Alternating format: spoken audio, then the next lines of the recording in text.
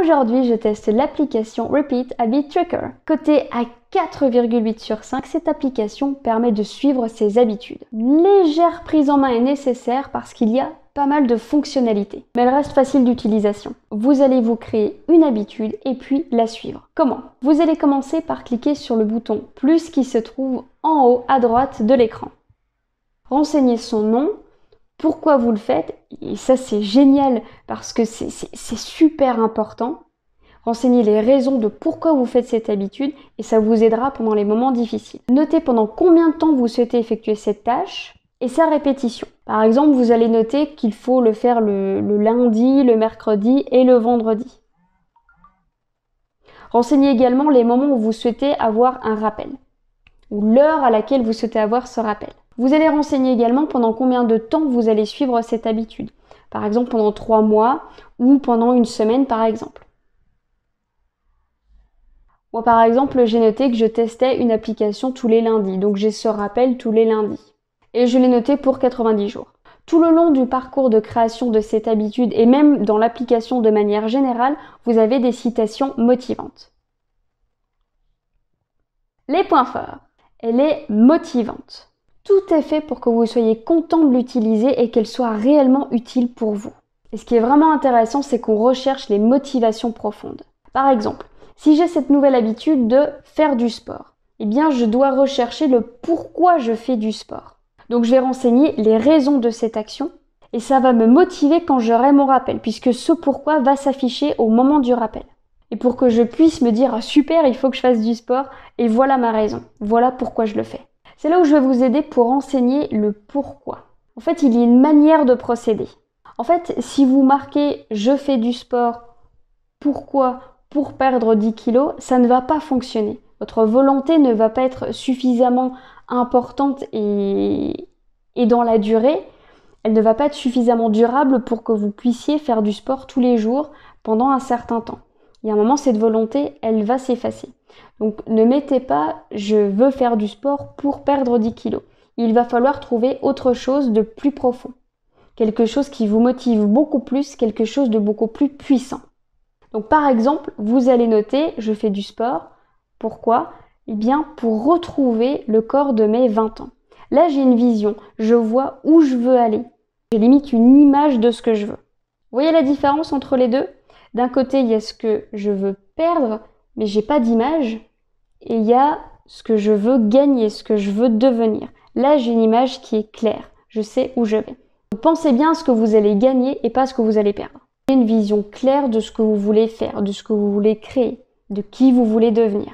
Et pas simplement l'objectif que vous vous êtes fixé. Votre objectif, c'est de perdre 10 kilos.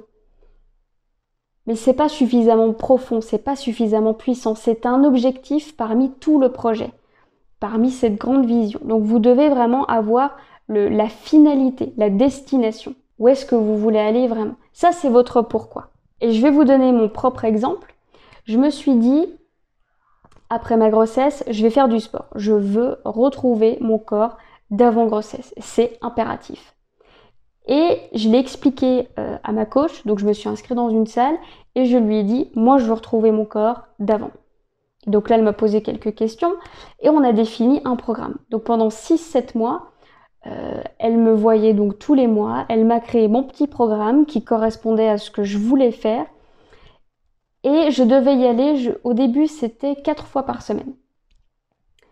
Et ce que j'ai fait, c'est que j'y allais tous les jours. Donc du lundi au dimanche, j'allais tous les jours faire des séances de sport. Tous les jours. Parce que je voulais absolument retrouver mon corps. Et j'avais une vision très claire. Alors que si je lui avais dit je veux perdre 13 kilos, déjà je vais perdre quelque chose, donc c'est pas super. Donc là par contre j'avais vraiment une image très claire. Je me voyais très bien avant grossesse et c'était ça que je voulais atteindre. Bon, je me suis un petit peu éloignée de l'application, mais je voulais vraiment que vous compreniez l'importance du pourquoi. Il est là et c'est pas anodin. Donc renseignez bien le nom, votre pourquoi et puis les autres paramètres qui vous sont utiles. J'en reviens au point fort.